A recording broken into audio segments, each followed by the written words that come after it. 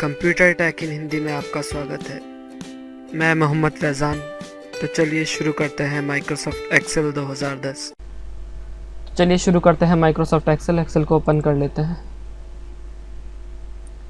और आज के इस वीडियो में हम सीखने वाले हैं सिनेरियो क्या होता है। सिनेरियो होता है अपने जो है आप कुछ बेचते हैं या कुछ ख़रीदते हैं तो उसका जो है हमारे पास जनवरी का पूरा टोटल है और उसका टोटल भी है। ठीक है, तो हम एक पूर्वानुमान लगाना चाहते हैं कि फरवरी में हमारी कितनी सेल हो सकती है और इससे पहले कितनी सेल हुई थी।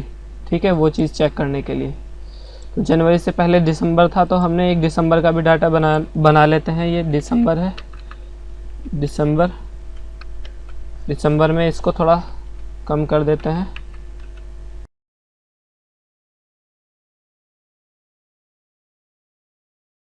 ये इसको हम थोड़ा कम कर लेते हैं। तो ये दिसंबर का डाटा है और ये जनवरी का डाटा है। कुछ नहीं है, नॉर्मल टाइपिंग हुई हुई है। इसको आप टाइप कर लीजिए और बाद में इसका टोटल लगा लीजिए। ठीक है, इस तरह से सम और B2 से B7 तक का एंटर करेंगे तो ये टोटल आ जाएगा। तो हम चाहते हैं कि हमारा पिछले महीने का टोटल और इस महीने का और पूर्वानुमान जो हम सोच रहे हैं कि इतने तक हो जाएगा हमारा फरवरी में, वो चीज़ तो हम इस चीज़ के लिए एक चार्ट या एक टेबल बनाना चाहते हैं। तो वो हम सिनेरियो की मदद से आराम से बना सकते हैं। हमारे डाटा में भी कोई प्रॉब्लम नहीं आएगी, डाटा भी लॉस नहीं होगा और हमें एक बहुत अच्छा सजाया चार्ट मिल जाएगा और उससे हमें देखने में आसानी होगी कि हमारा जो है तीनों इनको टोटल्स को हम आराम से देख पाएंगे। तो वो किस तरह से करते हैं, वो सिनेरियो मैनेजर की मदद से करते हैं। तो देख लेते हैं सिनेरियो मैनेजर किस तरह से करते हैं। तो यहाँ से इसको सिलेक्ट करेंगे और डेटा टेबल में आएंगे, व्हाट इफ एनालाइज में सिनेरियो मैनेजर पर क्लिक करेंगे। इसको सिलेक्ट करके जाएंगे हम और ऐड पर क्लिक करेंगे। उसके बाद जनवरी का जो डाटा है उसको हम एक सिनेरियो नेम दे देंगे, कुछ भी जो हम चाहें वो नाम दे देंगे। और उसके बाद बाय चेंजिंग सेल इन्हीं सब में हम चेंजिंग करेंगे क्योंकि हमें इन्हीं में बढ़ोतरी देखनी है। तो इसको ओके करेंगे बाय चेंजिंग सेल के।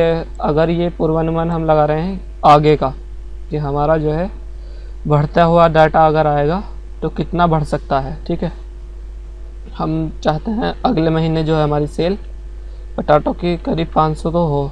ठीक है, हम अंदाज़ा लगा रहे हैं एक, और ये 450 हो।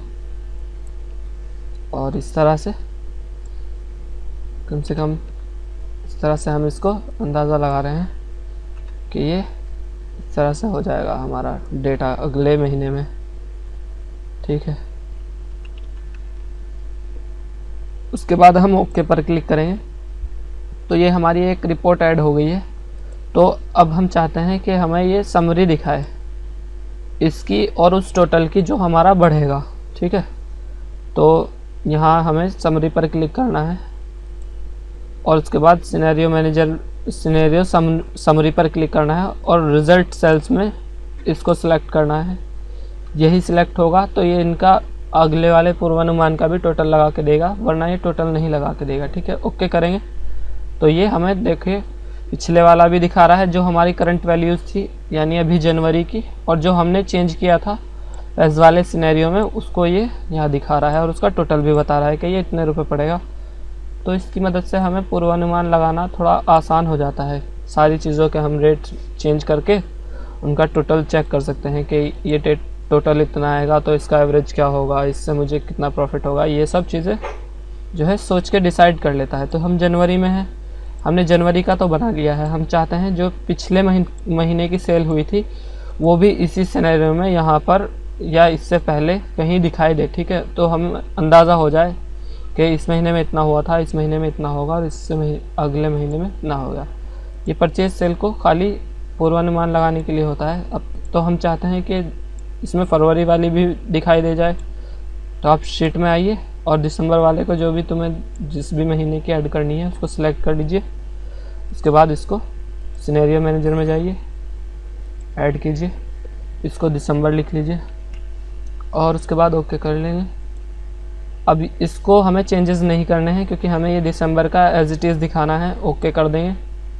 उसके बाद हमें वापस इसको क्लोज पर क्लिक करना है और अपने जनवरी वाले उसमें आ जाना है। जनवरी डेटा में इसको सिलेक्ट करके वापस हम सिनेरियो मैनेजर में जाएंगे। सिनेरियो मैनेजर में हमारा ये सिनेरियो बता रहा है कि इस डेटा का सिनेरियो बना हुआ है पूर्वानुमान वाला एक। तो अब हम चाहते हैं कि वो जो पिछला एक और हमने भी बनाया है वो भी इसमें ऐड हो जाए, तो हम मर्ज कर सकते हैं। ठीक है, ऐड करना मतलब नए को ऐड करना होता है, डिलीट करना इसको डिलीट करना होता है, एडिट करना इसमें चेंजेस करने होते हैं। अब मर्ज करना, देखिए मर्ज करना क्या होता है। मर्ज करना होता है कि हम चाहते हैं जो हमारी शीट 3 है, शीट 3 में एक सिनेरियो है, ओके करेंगे, शीट 3 मर्ज हो जाएगी हमारी इससे, और शीट 3 और ये फेज़ और ये जनवरी वाला, इन तीनों को एक साथ मर्ज करके दिखाएगा।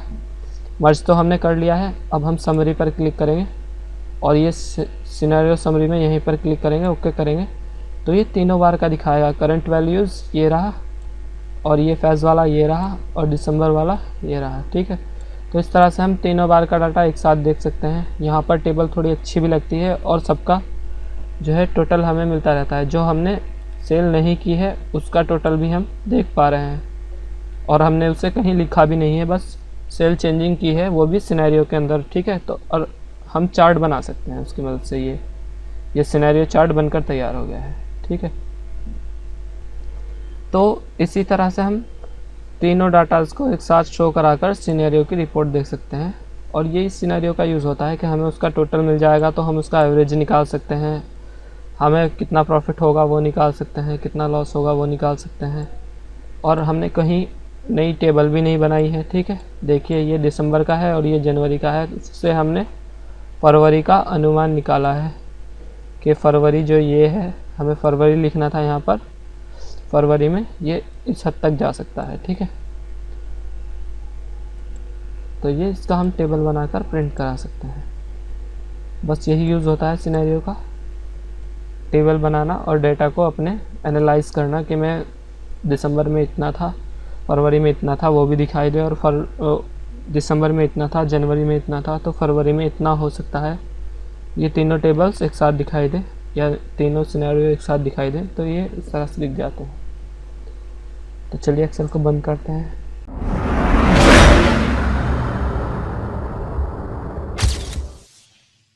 पसंद आया हो तो कंप्यूटर टेक इन हिंदी को लाइक और सब्सक्राइब कीजिए।